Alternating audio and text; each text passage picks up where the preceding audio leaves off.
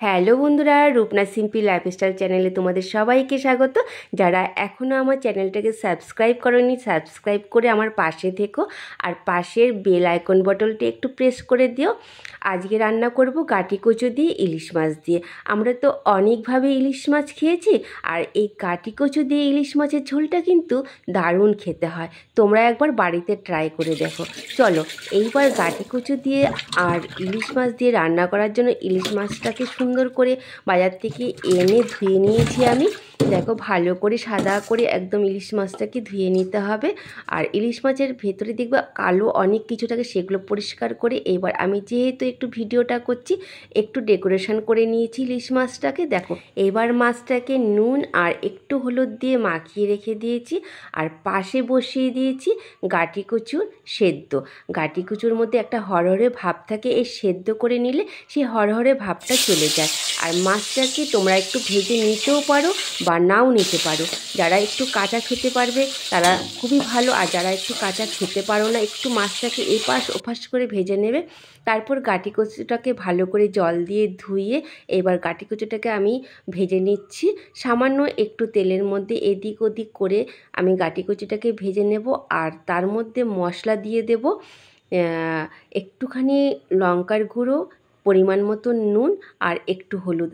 আর কিচ্ছু দিতে লাগে না, খুব সহজেই এই রান্নাটা হয়ে যায়। দেখো আমি জলের সঙ্গে মিশিয়ে আমি এই মশলাটা ঢেলে দিয়েছি। হ্যাঁ, এইটা একটু ঝাল ঝাল যারা খেতে ভালো লাগে বেশি, যারা ঝাল খেতে পারো না তারা কাঁচা লঙ্কা দিয়েও খেতে পারো। আর একটু কালার হওয়ার জন্য আমি কাশ্মীরি লঙ্কাটা দিয়েই করেছি। দেখো বেশ সুন্দর রঙও হয় কাশ্মীরি লঙ্কাটা দিলে। আর একটু কষানোর পর আমি এখন একটু পাশে গরম জল করে রেখেছি, সেই গরম জলটা আমি দিয়ে দেব। একটু ঝোল ঝোল করলে ভালো হয়, দেখবা ইলিশ মাছের বেশ একটা সুন্দর স্মেল বেরোয় ঝোল থেকে। আর গরম ভাতের সঙ্গে তো দারুণ খেতে লাগে, তোমরা করে দেখতে পারো। এইবার কচুটাকে আমি সেদ্ধ হতে দেব। ঢাকা দিয়ে কচুটা যখন একটু সেদ্ধ হয়ে যাবে তখন আমি মাছগুলো এবার দিয়ে দেব। হ্যাঁ, মাছগুলো আমি হালকা করেই ভেজেছিলাম, তোমরা দেখেছো। দেখো প্রায় আমার কচুটা সেদ্ধ হয়ে গেছে। এবার মাছটাকে দিয়ে আরেকটু ফোটাতে হবে, তাই আমি একটু মাছটাকে পরে দিচ্ছি যাতে কচুটা পুরোপুরি সেদ্ধ হয়ে যায়। এবার দেখো আমার কচুটা প্রায় সেদ্ধ হয়ে গেছে। এবার আমি মাছটাকে দিয়ে দেবো। মাছটা দিয়ে বেশিক্ষণ ফোটাবো না, কেননা ইলিশ মাছটা নরম, তাই ভেঙে যেতে পারে। তাই মাছটাকে দিয়ে 10 মিনিটের মতন ফুটিয়েই আমি মাছটাকে নামিয়ে নেব। হ্যাঁ দেখো আমার মাছটা প্রায় হয়ে এসেছে, তোমরা দেখতে পাচ্ছ। মাছটা আমার পুরো গোটা গোটাই রয়েছে। একদম হালকাভাবে একটু নেড়ে চেড়ে এপাশ ওপাশ করে তারপরে মাছটাকে আমি নামিয়ে নেব। আর কচুটা প্রায় আমার মানে পুরোপুরি সেদ্ধ হয়ে গেছে।